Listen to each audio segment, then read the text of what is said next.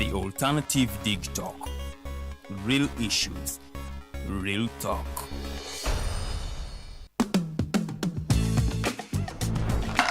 Hi, welcome to the Political Dice. Empishi by'obufuzi. It's controversial, Kiwali political, well researched, accurate and global. Oyagala bya parliament oba council. Bya state house oba ghetto. Ani ayuga ku ground. Ani kyebabuuza. Okimanyi nga Dr. Kiza Mbesija alesa amaanyi. Olwo fadda bafutsoli abateeseemu obuvaazi. Oba yo DP eri kuki? Olwo jema. Bano ba MKCG bo baddawa. Abo bafuna CDF bamala tebabanja. Olwo baba ate bange bali kuki? Abo bo akina kulabisa simanyanga posturing tebabiri bali mu structure building. Naye ate ono ye. Ani oyo oba? Ye ali kuki? Oyo tumuleketa gamba mpanyiga mawu.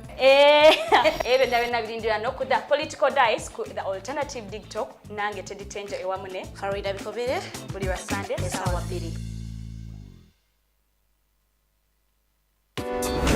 Looking for a pair of shoes?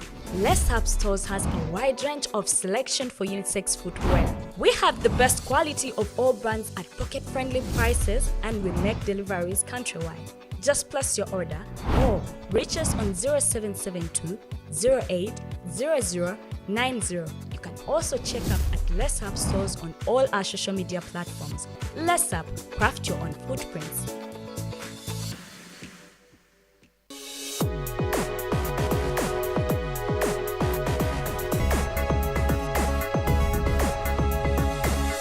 The Alternative Dig Talk. Real issues, real talk.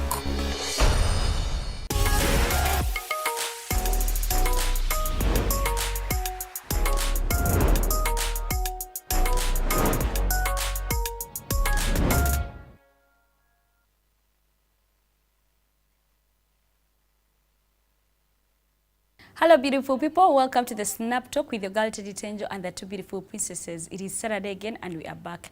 Here we are again to talk about another important topic that is happening in our country, in our world, in our environment, in our society. Today we are here to talk about mental health. We're going to be talking about, how to maintain good mental health, because mental health is quite important. It can bring you, if you don't have good mental health, you can get bad thoughts, you can get bad feelings about things, you can be moody, you can fail to work, a lot can happen when you don't have good mental health. So today we are looking at self-care practices we can do to maintain a very good mental health. Join in, because it's quite important to have a basic nice mental health. Without wasting any time, let me welcome the princesses of Abuzeko, and then we dive into the topical discussion. Princess of Uganda, buza kwatoro na koralero. Akongeza kalungi abalabi baffe abalungi. Thank you so much kutugobereranga. It's yet another Saturday. Nze Omumbejja Luwedde Lilian. I welcome you on the Snap Talk. Mental health, it's something key. Abamu kyemutawa amaanyi oba kyemutawa budde, abamu temukitegeera bulungi. So you come with discuss bikigo byolaba byetaaga okubanga bikolebwa. So okulaba nti munnange obwongo bwaffe buno butambula mu mbeera ennungi oba ffenna nga abantu tuli mu mbeera ate ennungi. So it's a wonderful topic. You come with discuss olunaku olwaliro. I think May gwe gubadde omwezi gwa mental health awareness era ndooza abamu mubadde temukimanyi, so olunaku olwaliro kati kibategeezeeko. Okay, thank you so much Princess of Uganda. Princess of Bunyoro, buza kwatoro na koralero. Balamusizaako mwena bali ku Snap Talk, nsonga zitukwatako, nsonga za self-care. So gamba munno munnagambe munne nti twayingiddewo tugenda kuyigira wamu. Tetwagala kulaba story nga gye twalabye eggulo ey'omuntu eyeesse. When someone reaches a point of avani ku kizimbe neyeekuba wansi ebizibu babisuse. When we talk about depression, you think waliyo ekirwadde kye bagenda okudiagnosing as depression, and you think you are going to see it kikwetimbe nga malaria, but maybe you have a problem and you have just not been able to going through it, and it is permanent, it is consistent. So kirina engeri gye kikuteeka mu state eyo gye tuyita nga tukwe kugamba nti you are now depressed because you are thinking about something and that something hasn't gotten a solution. So munnange wenkugambira nti kati jangu tunyumyemu to finding ways on how you can okubanga wekolako, you can work on your mental health, you can work on your physical healthy. You can even work on your environmental. Sayira ati ebiseera ebisinga munange teweesanga nti ate wejje mu bulamu bw'ensi si kirungi nnyo okugenda nga tebannakuyita. Kituufu and it's the same kwejja mu bulamu bw'ensi eno obadde toli kale oyinza okuba ng'olina ebibi bingi naye ate okwongerako ekyo nakyo kiralamuko. Anyway, without wasting any time, let me get the highlights from the princesses of Bunyoro Kantanke nawe. What made your week? Those are politics. You know, many ngoberera nnyo ebyobufuzi. So ebintu bingi nnyo ebigenze mu maaso here in Uganda and outside. So ngenda gamba nti bannabyabufuzi are doing something. N'aba correcting signatures ezitaweze, they're also doing something there. Ne bannabyabufuzi abali mu mobilizing and disrespecting others, they also are doing their work. Okubeera nga bakkakkanya bannaabwe. Sometimes we always say nti omuntu gw'otakkiriziganya naye tomuvola. The only what tunalaba nti you agree nti omuntu oyo akusinga is the disrespect you give that person. Buli wola otandika okulaga nti omuntu gwesikiriziganya naye sobola ku disagreeing naye nga muwe ekitiibwa. That's how we know nti omuntu gw'oli mu kwepima muntu omusobola. So tujja kubasaba nnyo abali mu contesting nga nawo tuyingira akalulu tuwenga n'ebitiibwa mwenna muyina abaana and so kale n'abaana bammwe tebwalyagadde babayite byana ekyana ebyana byammwe kyana kye. So bigambo ebyo tebiba birungi nnyo ng'abakulembeze tubeere bantu abasengejja ebigambo. And in USA, Donald Trump alinze sentencing on the 11th of this month okunsonga ennyingi ennyo yagenda n'agula porn star namwe emitwalo gya $18 amubeere ng'amukolera emirimu n'abyewakana. Oli mu porn star n'amugamba niwe wazimpiire you gave me the money. Bintu birungi si birungi. So ensonga nnyingi nnyo, but in politics I will end there. Okay. Thank you so much, Princess of Bunyoro. Princess of Uganda, what made your week? Nawadde ntunuulira okulonda kwe South Africa nga ebintu bitambula obaoli awo abamu bwe baabibala si bwe bigenda okusinziira bwe baabibala nga bwe baasuubira ebinaabeera bigenze okudda nga ate obaoli awo abamu tebibatambulidde bulungi. Anyway, you can veil sijja kulemerayo nnyo kubanga si waffe. Let me also come back here in Uganda. Still it's more of politics, but n'ensonga endala y'abazadde kuba nti abamu basobodde okuzaayo abaana ku masomero newankubadde waliwo abatannaba abamu ensonga za byanfuna, so we just put them in the hands of God. Abasobozesa okuba nga bazaayo abaana ku masomero because kati eno taamu yakubiri waliwo abazadde abamu abaga nti taamu ziri ebbiri abamu tebazifocusingako nnyo bafocusinga ku eri eyisa abaana, but omwana aba afiirwa in one or the other. So kansabe abazadde abasinga mukole ekisoboka okulaba nti munanga abaana mubazaayo ku masomero baleme kufiirwa kingi because bwayingira leeta agenda okutuuka nga ate banne olwo bye baatandika edda twabanga ne beginning of term exams nga bw'otuuka leeta ogenda otuuka nga papers ezimu bazikoze anti bakuzza ku ssomero nga tonnayagala.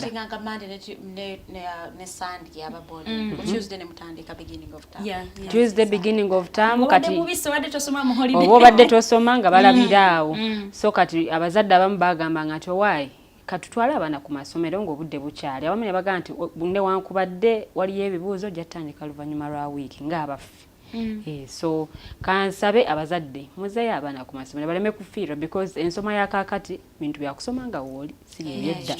Ebintu byakusoma nga wooli bw'oba toliiwo omwana aba afiirwa. So curriculum bweto kati bwekikola unlike bwekyali ndoozi ebiseera ebikadde. Basically that's what made my week. Mpozi ne story Farida gyayogeddeko ey'omwami ey'ejje mu bulamu bw'ensi eno ng'alaba nti essuubi wonna wonna wabadde alisuubira liweddeyo. Kale n'alaba nga alina ku resortinga to killing himself.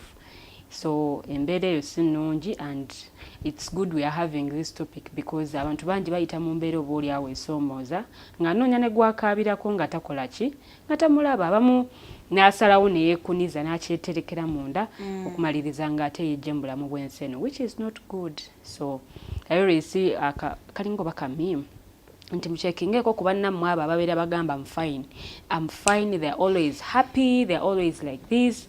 Mubakebereko nnyo abo basinga n'okuyita mu depression because they show you a happy face, but then behind that happy face there is a lot that is going on that we don't know. Yeah. Thank you so much, Lilian and the Princess of Bunyoro.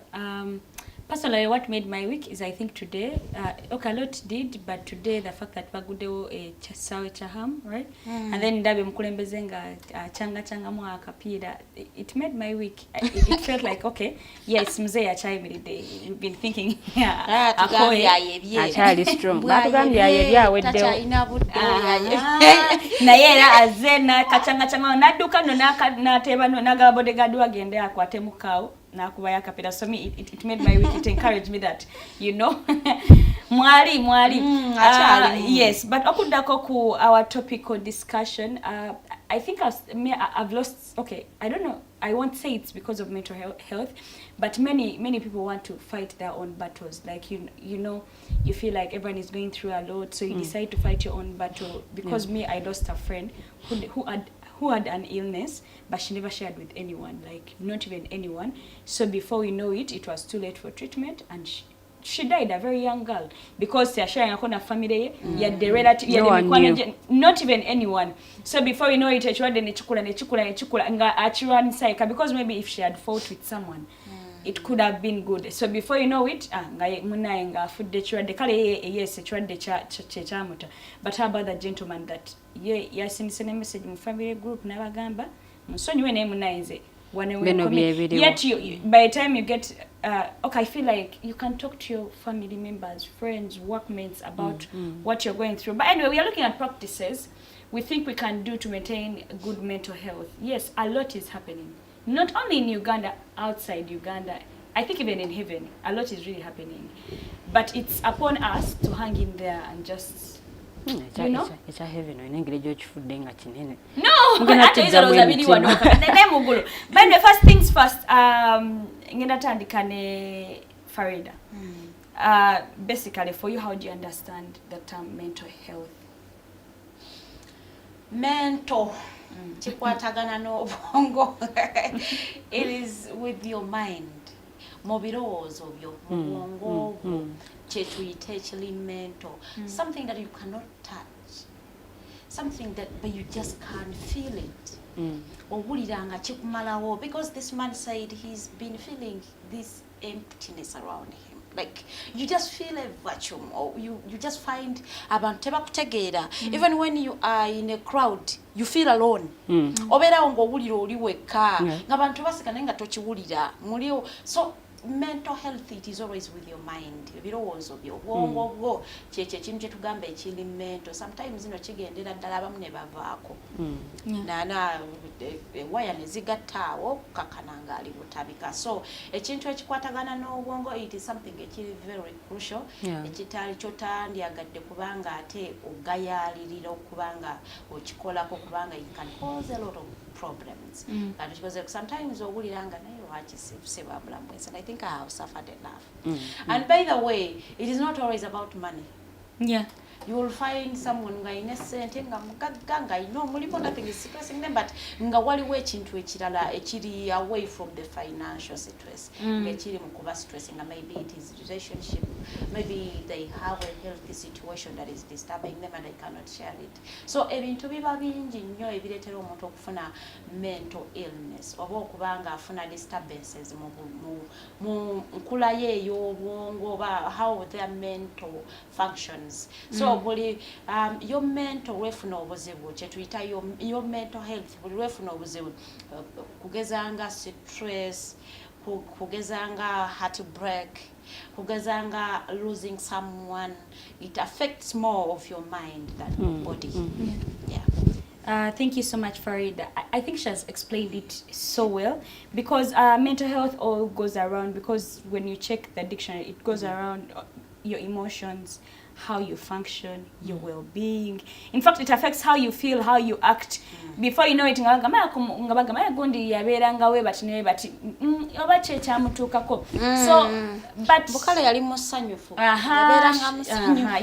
but one thing I know is each one of us in that mental state, no, you're just not okay.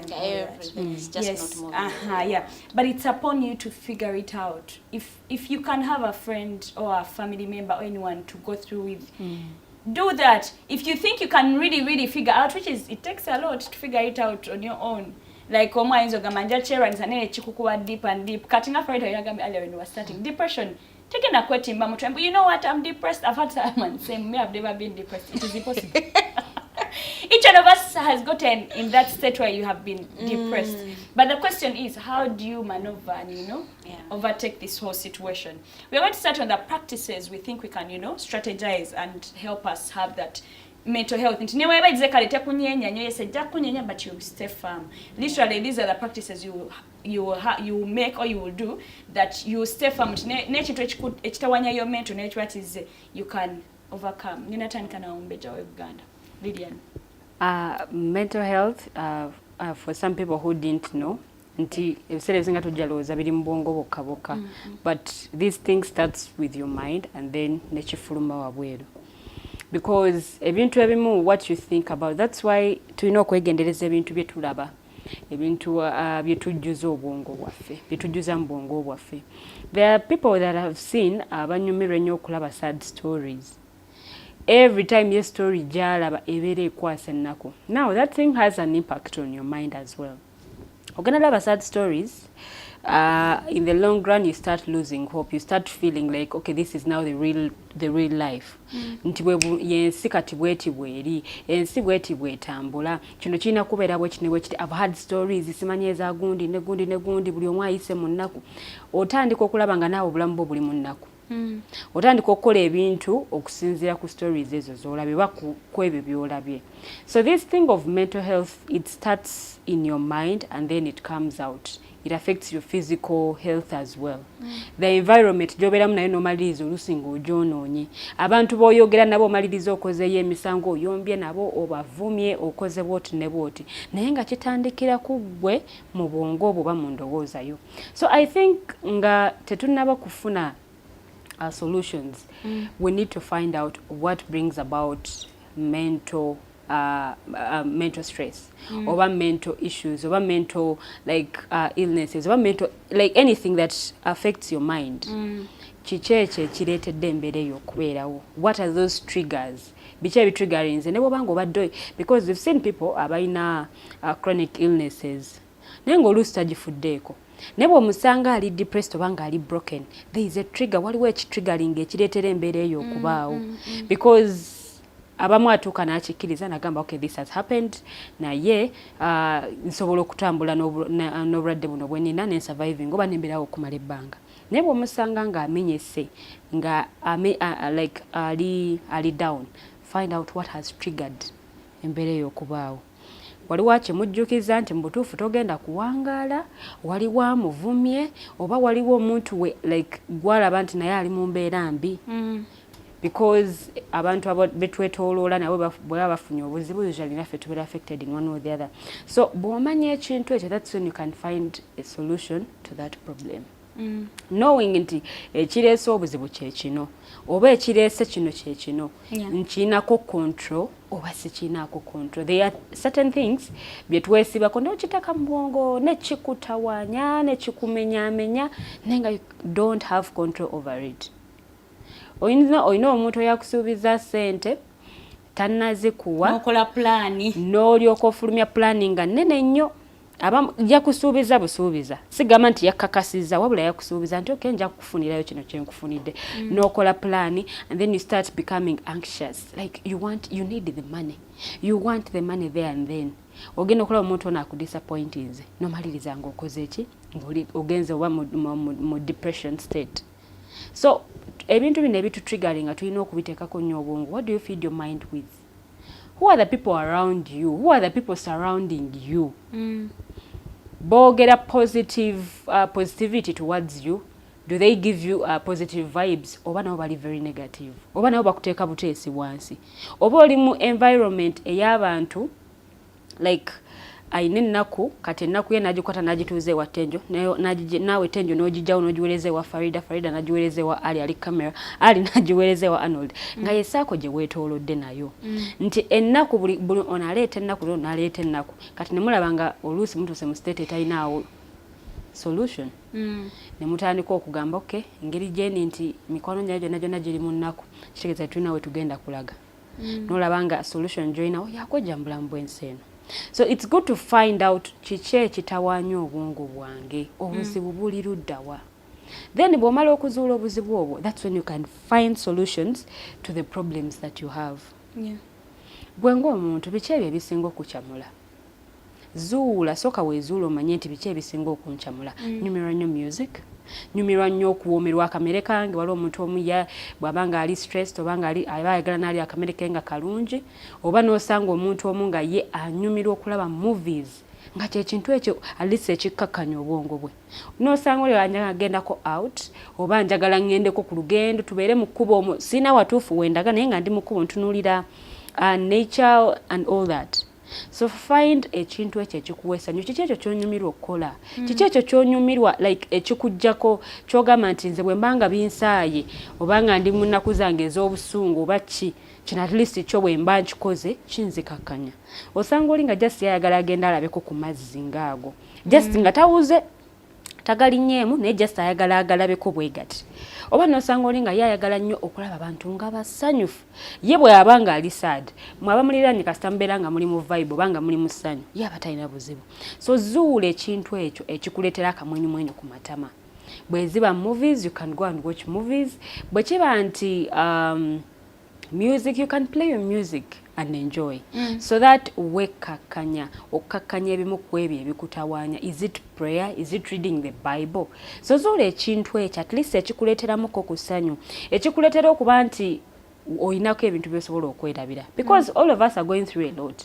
All of us are going through different situations. Not alone. You're not alone in it. Nti gwe ate kyoyinza okulaba nga kinene nnyo ewuwo, ewo oli katono.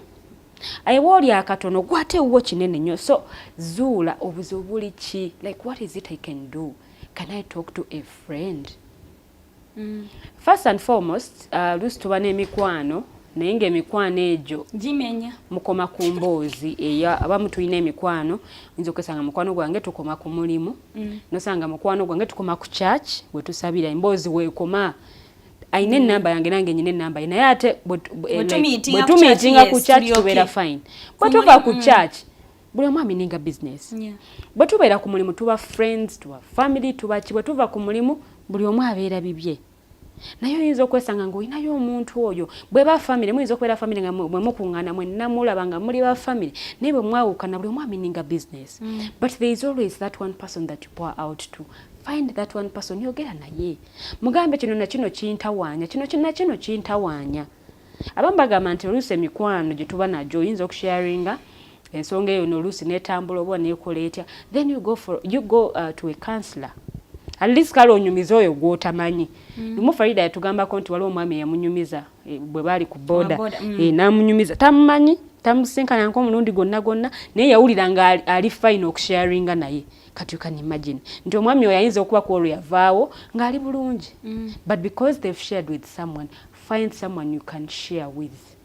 Funa omuntu gw'osobola otula wansi ogere naye omugambe munaye embeera eri bweti ne bweti, kino kiri bwe kiti ne bwe kiti. Oyinza okwesanga ayinza obutakuwa nnyo magezi, but at least oyogedde, because oluusi okwogera kuno nakwo oba n'akasajja akatudde waneeno kano tekavaawo ebiseera ebisinga. But if you talk to someone oba oluusi n'okaabako, manyi okukaabako nabamu bagamba simanya kukulaga mba oli wiiki mbu biki naye oluusi omuntu akaaba n'abeera ng'awulira emirembe ng'azzeemu nga n'obulamu buzzeemu okutambula. Bwe kiba nga kyetaagisa kukaaba kaabako, bw'oyinza okukaaba n'okkakkana oba si kyo genda weebake, funako otulo otumala. Omanyi n'obutafuna tulo otumala nakwo kutawaanya obwongo, abantu abamu tebakimanyi. Saawa mmeka z'owaayo okwebaka? Owaayo essaawa emu omanyi nti obwongo tebuwummula kimala, because emibiri tugikozesa n'olowooza kino n'okola kino n'okola kiri naye ne twerabira obwongo ate nga bwe butambuza like yeringanga steering ya buli kimu kye tukola. Because obwongo buba bukooye, then you're not going to function well. Togenda kukola bintu nga buteekeddwa kubikola ng'obwongo bukooye.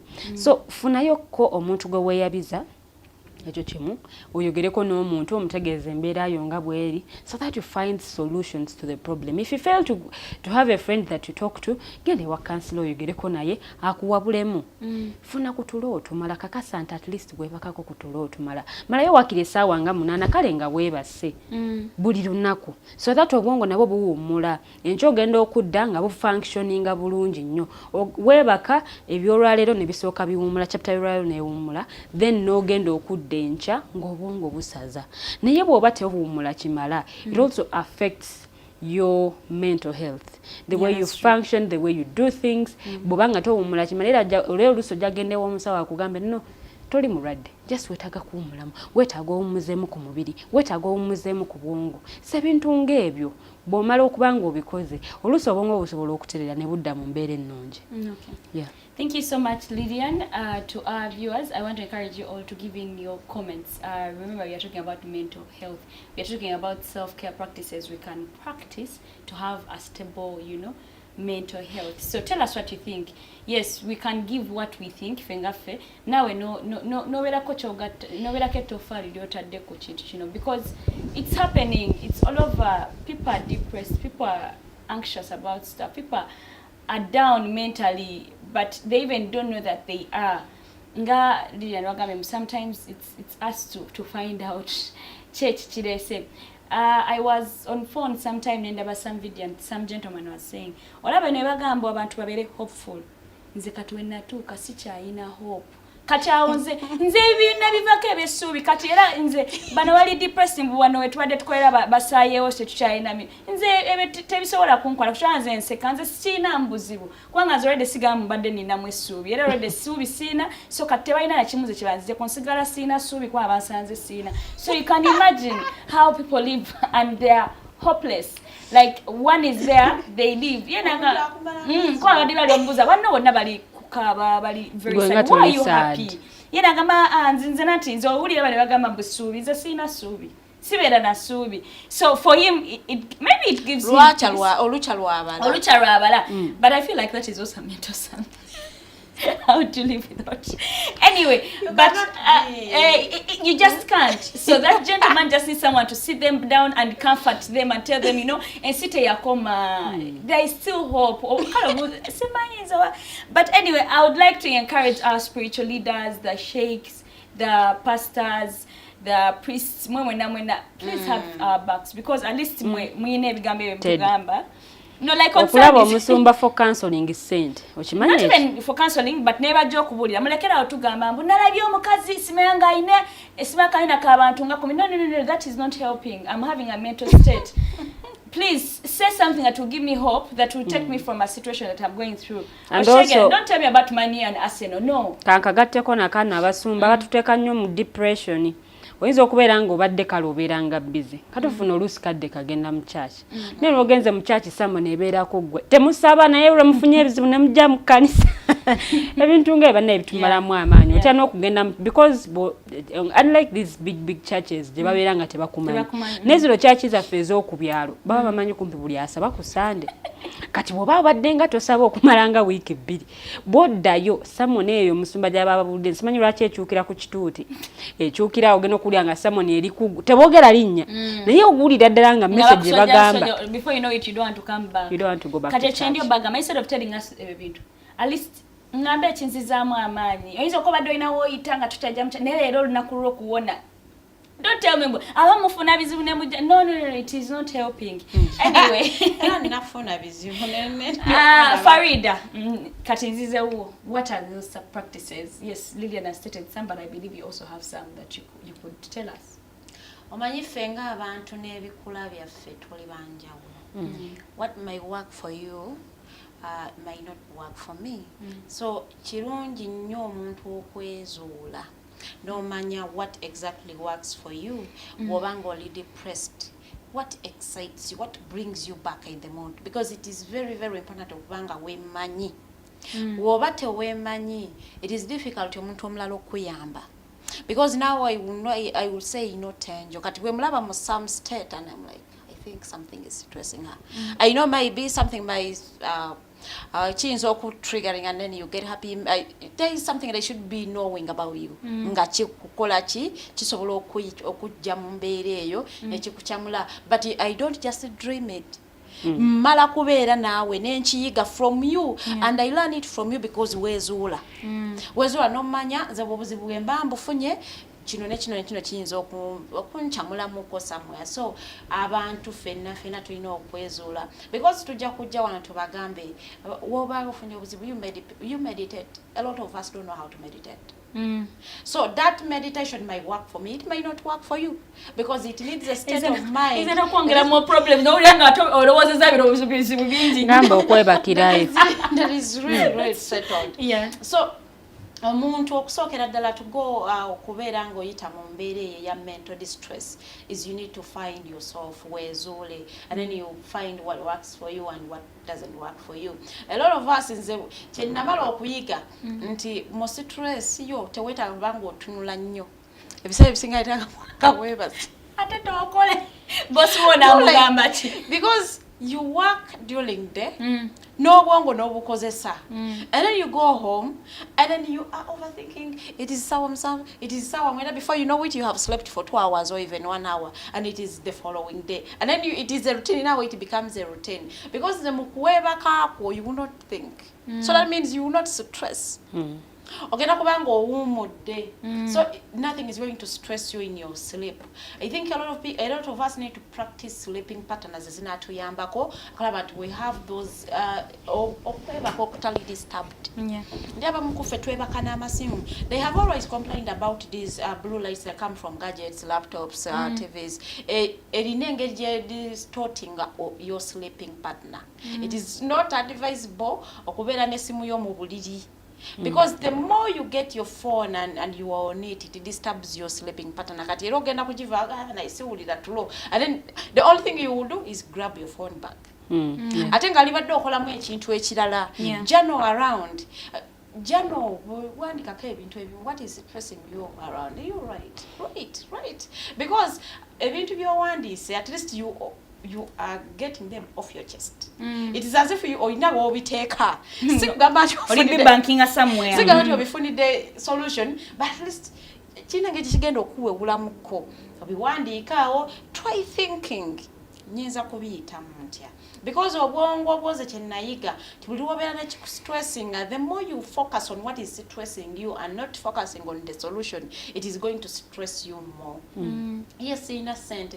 Wekubagiza innocent, sinampa, and so you be in your home, kale nalidde nyama innocent. And then so instead of you focusing on the innocent, okay, you don't have money now. That one we know. Can you focus on how you are going to get money? Now be thinking, how do I get money? That is a strategy. You are having a strategy on how you are going to get through all this stuff. No.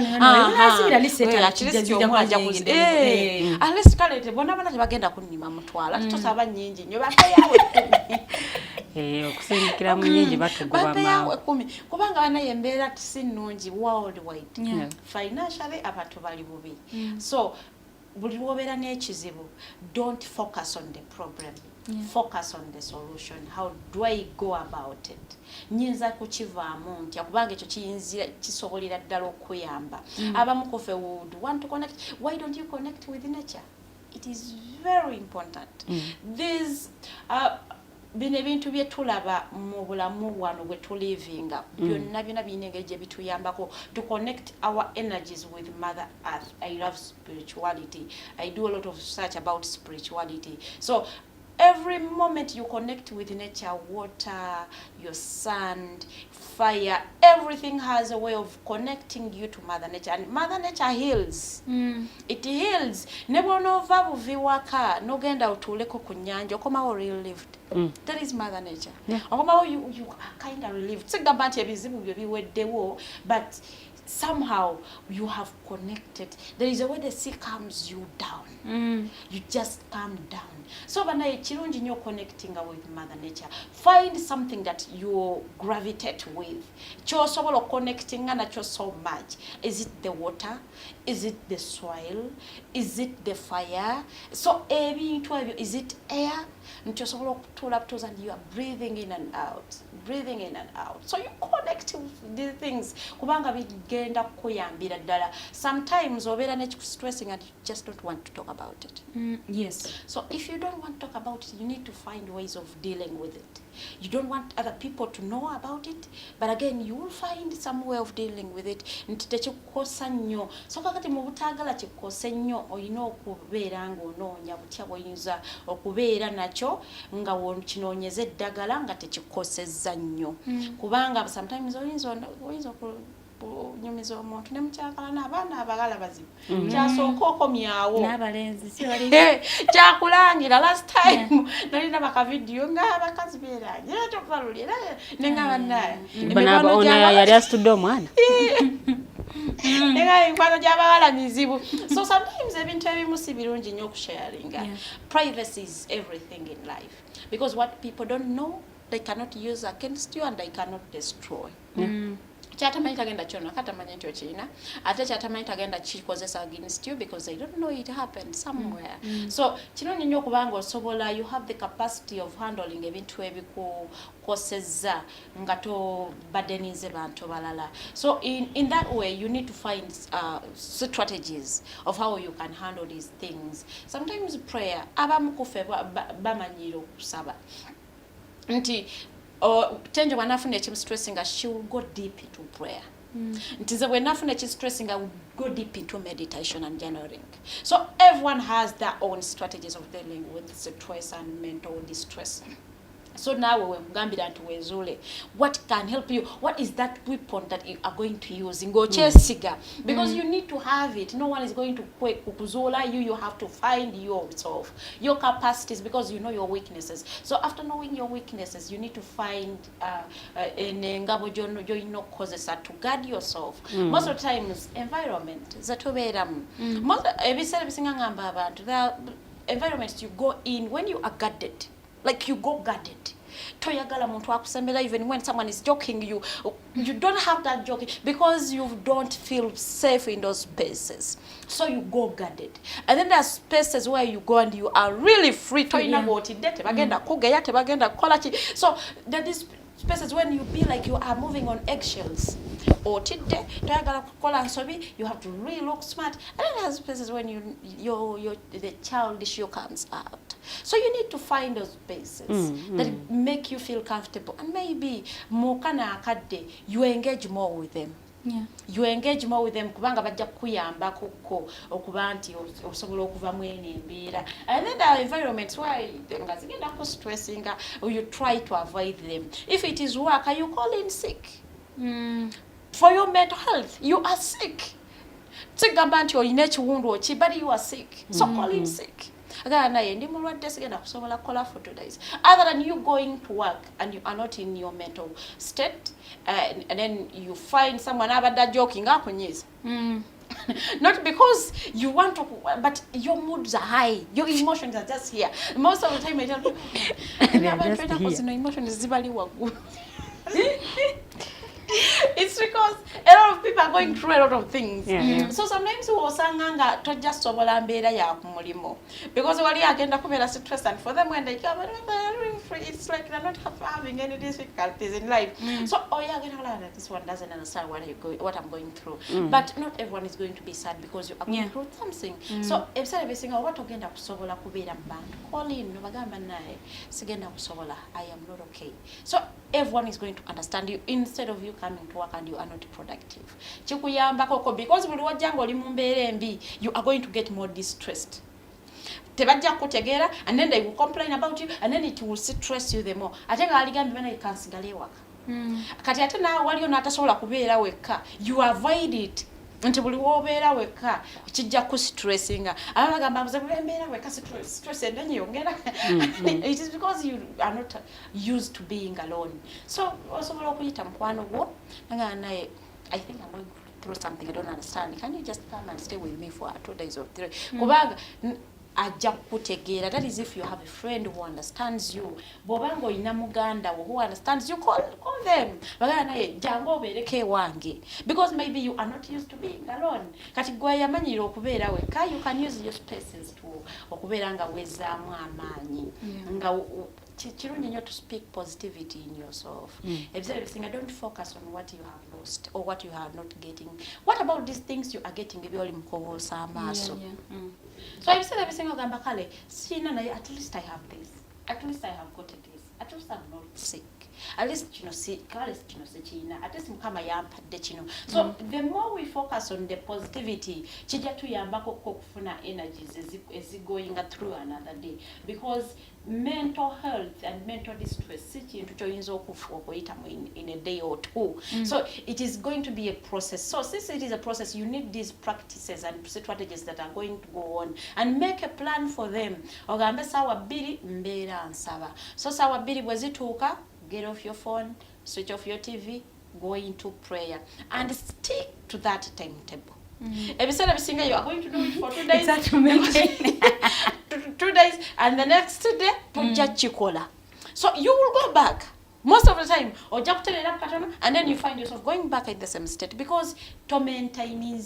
So you stick to your plans. Noonya plan etakumenya ogameze ku saawa 4 saawa 4 zimba ngenda kusaba. So I don't pick calls, I don't do anything, I am not on TV, I am not on phone, ngenda kubanga nsaba. Go do your timetable ogambe saawa 5 zemba mu buliri oba toyina tulo go to bed. Obujja ko tujja kusanga. So nsaba nayenze omuntu agala sina tulo ndi watching TV. What are you doing there? Because TV tegenda kuwa tulo, it is going to take your sleep. So oba toyina tulo, get off your phone, get off your TV, go to bed. Nze otulo tujja. Nze bana sina tulo ngenda mbuliri bwange nfuna tulo. I don't know about other. And is looking at me like yangambya no mbuye agenda mu buliri saawa 3 afuna tulo paka gaziweze saawa 4. My head knows it has to be 10. It is a mindset. So for you set your mind to that. So you just maintain it. Ziwera saawa 4 buliri. Bweziwera saawa 4 oba nyina movie gyendaba oba tubadde tunyumya, I will tell you ziwera saawa 4 ne bwoba oli mugenyi wange. Bweziwera saawa 3 nze mba neebaka. Enyumba yawange saa kati zakwebaka. Nze sitawaana naawe. Make sure your volume is low so it doesn't disturb me. Don't put light on in my bedroom because mbasagala light. So you do your things. Nze sikuyinaako obuzibu. Because we have a lot. Tulina engeri gye tuhandlingamu obulamu bwaffe. So you find that nti omuntu talina nnyo sente but they're healthy. It's because they are living a healthy lifestyle.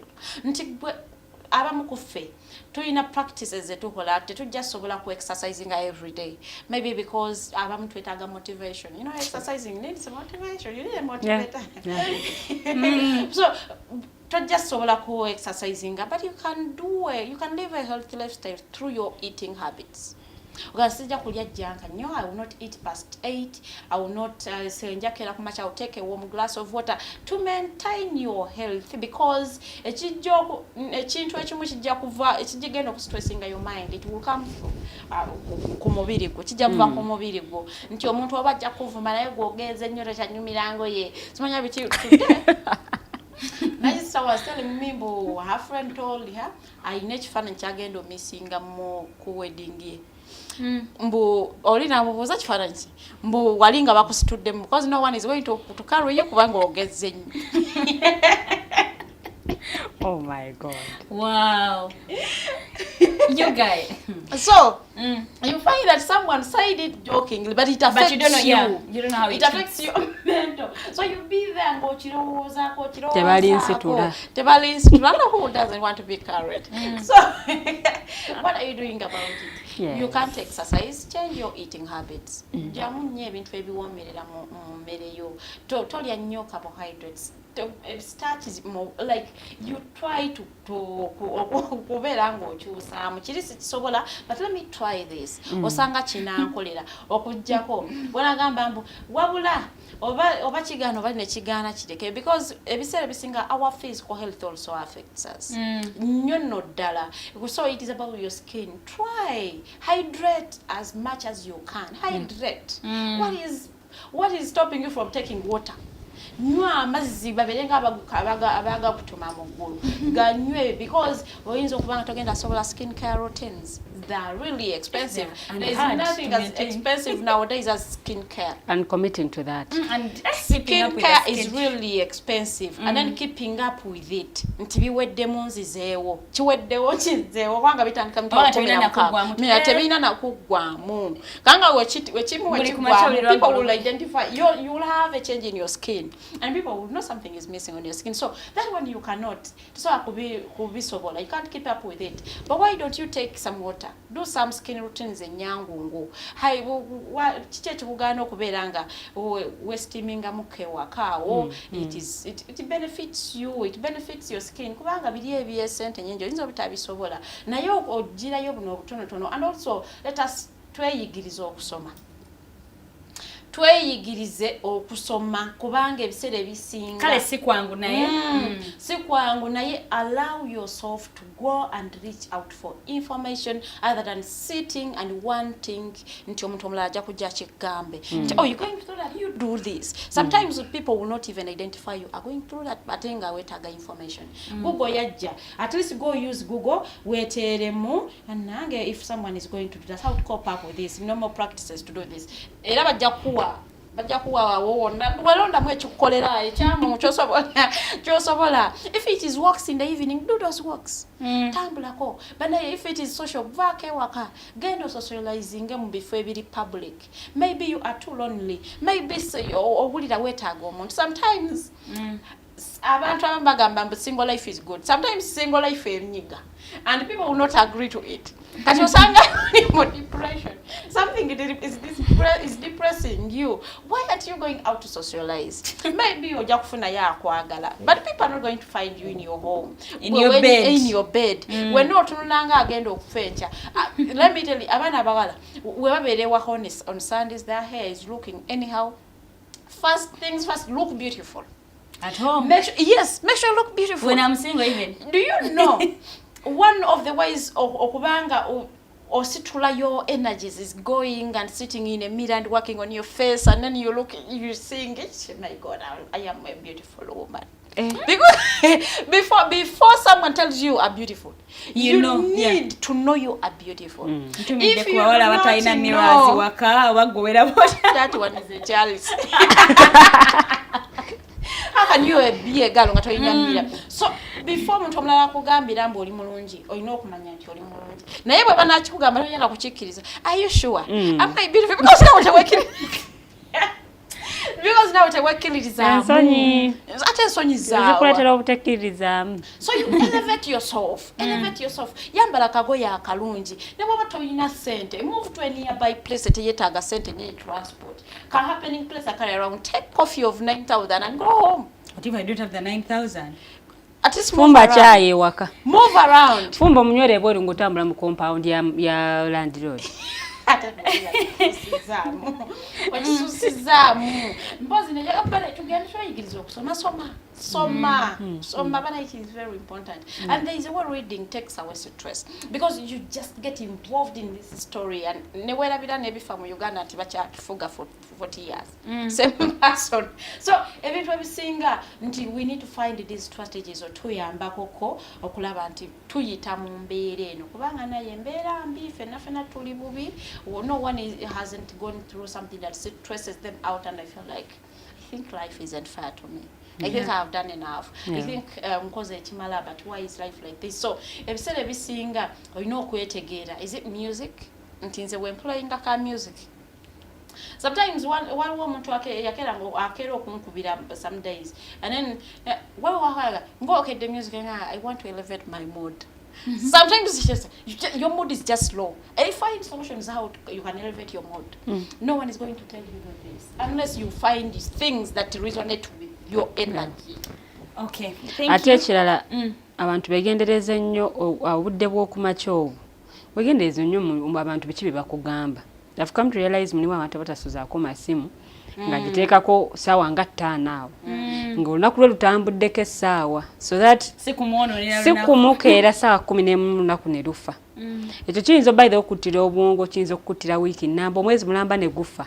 lwa kintu ekyo abamu kye batwala ng'ekirimaino oba ekitalina nnyo makulu so mwegendereze nnyo bintu ki bye bakugamba ku makya oba bintu ki byojjuza mu bwongo obwo ku makya kera ne positive vibe. vibe. Stress nga tomukwata. They are calling you. No, you know them. Sometimes you don't know. No, wabera abantu nga yomanyi enokolo ye ajja kuyomba kantu tamujja ko zuukuka ku makya yalo obuliri bwo weerabeko mu ndabirwa mugendo onaabe komango nga bw'oyimba obuyimba nga bwe weenyeenyamu ng'omuntu onyenye ku mubiri eggumba likyuse koteeko ka music nyumirwa mu radio dakubuuza ki ekigenda maaso mugaye ndi mu positive vibes ndi mu kwezzaamu maanyi because ne balanda nabo bat stressing so bw'ona ayagala omuntu omulala akikkolere and also let people practice the being alone time.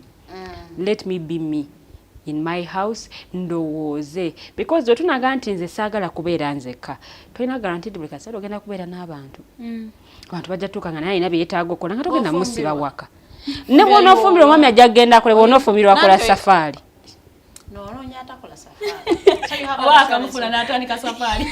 bwabaga abadde akola safari ogenda mukolera ki naye weeyigirizeeko okubeerako wekka osobole okukimanyiira nti abantu ne babana tebaliiwo totandika kugamba mbu mpulira sina mirembe because tewali bantu because bw'ona okyemanyiza kijja kufuukira ekizibu tolina garanti nti buli kaseera ngenda beera ne gundi tagenda kubeerawo naye kennyini ng'omuntu ajja kubaako n'obuvunaanyizibwa ate abeere ku ggwemu ate nze saa kubeera mu nnyumba bw'omu kyeyigirize ng'omuntu kuba naye nali nti naffe natutandika tetwagala kubeera mu nnyumba ng'osuzaako n'ettaala wakiri osuzaako eyo mu kinaabiro when someone is around I feel like that disturbing so kati awo kyeyigirize ng'omuntu ogambe nti okay kati nsobola okubeera obwomu ebintu ebimu weeyigiriza okubihandolinga ggwe nga ggwe because if you wait for people to give you solutions people to help you out ajja kuwa solution ate olabe nga ggwe etakukolera ate onyiiga ogambe omuntu ngono simusubiramu magezi bwe gati so weeyigiriza okufindinga solutions to the problems ezikutawanya ggwe weetegeera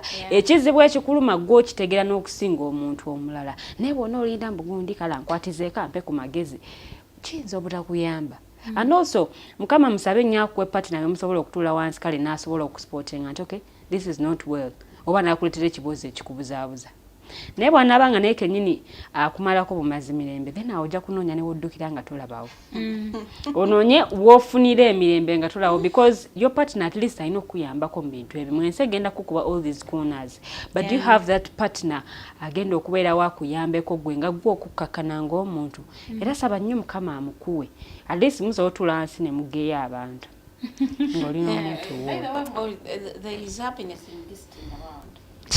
This time is going and before you know it is bedtime and you are sleeping so you just listen.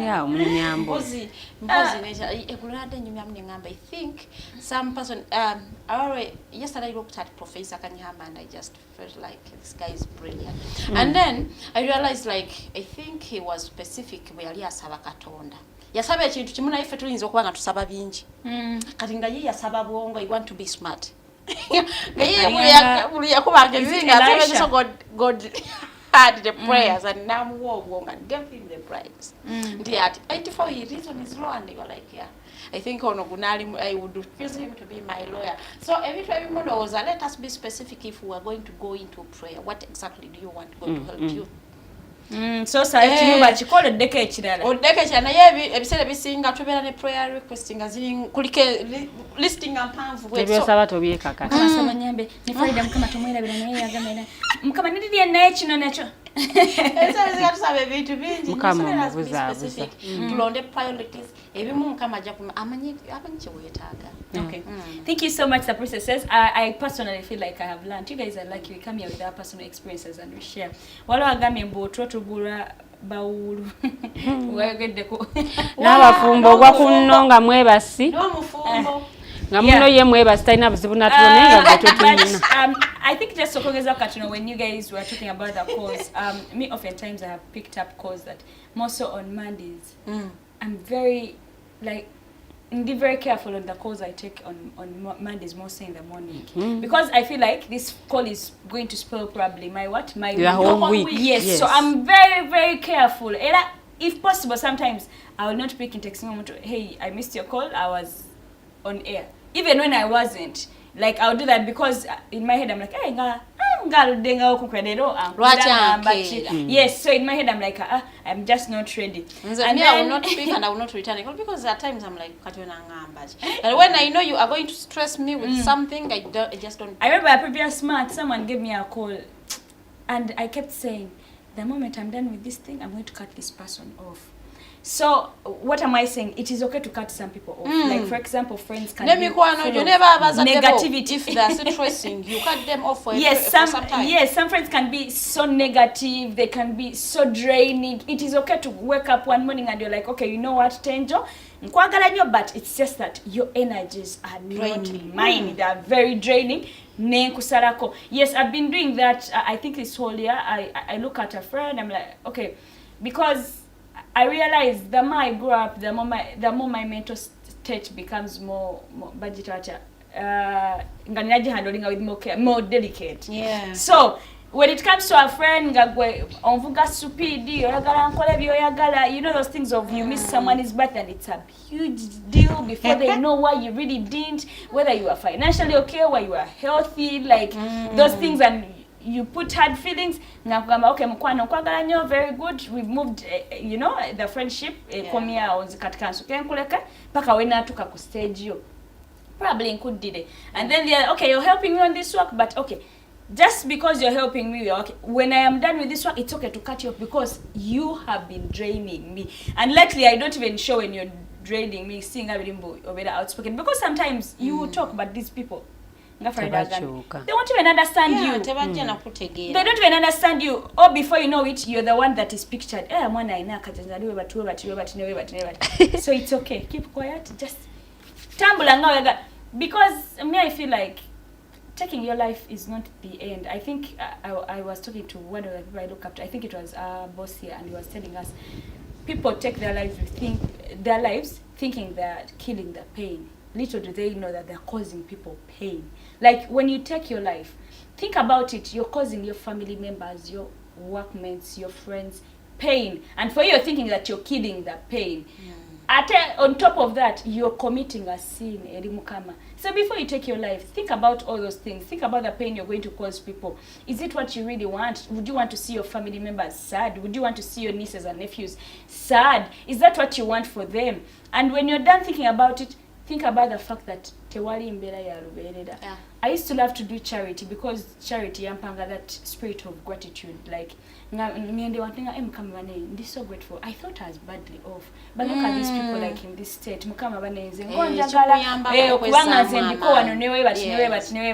So me, it always encouraged me to I can, you know, donate a cloth. I'm like, God, who am I? So do those things. Involve yourself in too. Most can never Farida again okusaba. I mean, spiritual church baleta programs by the way. But church jabagamba today is a day of praying and fasting for Lemisa community like Kangeze kabalagani mtandike tule kabalagano sange yavudde konga mutamivu nayogera kinne kikusesamu awo Biki oba nogenda ku mulimo oluso lina gabaneze nayo so kyotoye but ne kikusesamu. So guys, you're not alone. Everyone is going through something. I am going through something really tough. She's going through something really tough. And she is equally going through something really tough. You're not alone and you can overcome. Anyway, due to time, in just minutes, it could be a comment or anything. Farida, what do you want to leave to our viewers that are watching? I want to tell you depression is real. Tell you because I'm that depressed because temuli birabo mukubera depressed. Singa twale mwali mwebirawo ifwa just come out say and I am depressed. So bolaba omuntu reach out. But I olaba mukwano gwa sirikiride nnyo, give them a call. Text them, hi, are you okay? Do you want to can you come over? Can I take you out? So that maybe they can feel safe and open up. So bana imikwano jamwe mujinonyeko, mujibuuzeko, once in a surprise ko someone. Muwe chetano. Mugambe, I have just thought about you. Hope you're doing well. No mchalake chebiri. But you will not die for as long as we know supposed to call it, because a lot of us are going through a lot of things that we will not say here or even omukuvaya jabigambe. Okay, thank you so much, Lilian. Thank you, viewers. Twaha matovu commented too, say. Twaha matovu, just take a depression. Just take a depression, one nag. But anyway, I think byonna byetwogedde, pick something that would work for you. Pick something, adopt, actually try out new things. Byobadde tokola bamuyinza okwesanga okufumba okwo kukuleetera okuva like mu mbeera oba oliawo ey'ennaku gy'obeera olimu. So try it out. Gezaako ebintu eby'enjawulo. Gezaako okulaba nti obwongo bwo obuwa ebintu ebirungi. Bwe ziba movies olaba, movie ki z'olaba? Yes, tetuganya onywerwa nnyo movies. Ne movies ki z'olaba? Onywerwa nnyo music ki gw'olaba? Ono gwe bakuba ku gundi ku lumbe gw'oyagala okuwulira buli kadde. So mwegendereze biki mufeedinga your minds with, era bijja bayambako okusobola okutambula obulungi. Obwongo buba tebukola bulungi. Then n'omubiri gwo okufunctioninga obulungi kigenda kubeera kizibu. So soko treatinga obwongo bwo, then n'omubiri nagwo gujja kukola omulimu gwagwo bulungi. Okay. Yeah. Thank you so much, Lilian. Thank you so much, Farida. And the people that were watching, yes, the comments, Olia Gambia, it's music. Thank you so much, Zarina, for watching. Anyway, you people, you guys were just having the same sort of information we were giving. So thank you so much. Yes, Straha, sorry.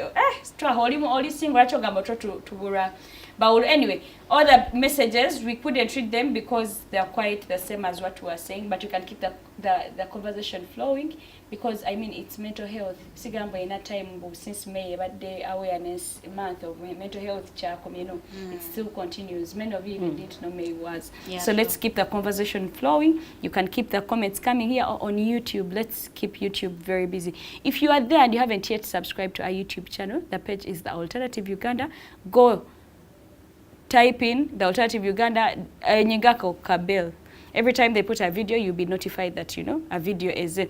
Then if you are there and you have missed all the episodes of the political dice, I don't know what you're doing with your life. You're doing yourself a disservice.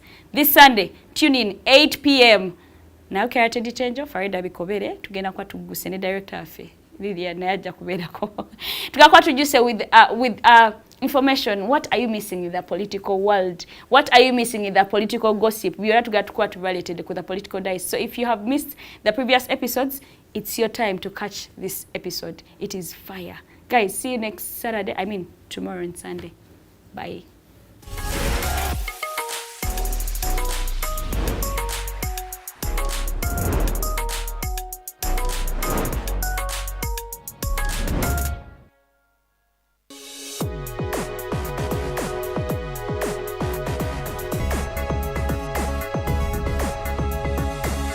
The Alternative Dig Talk.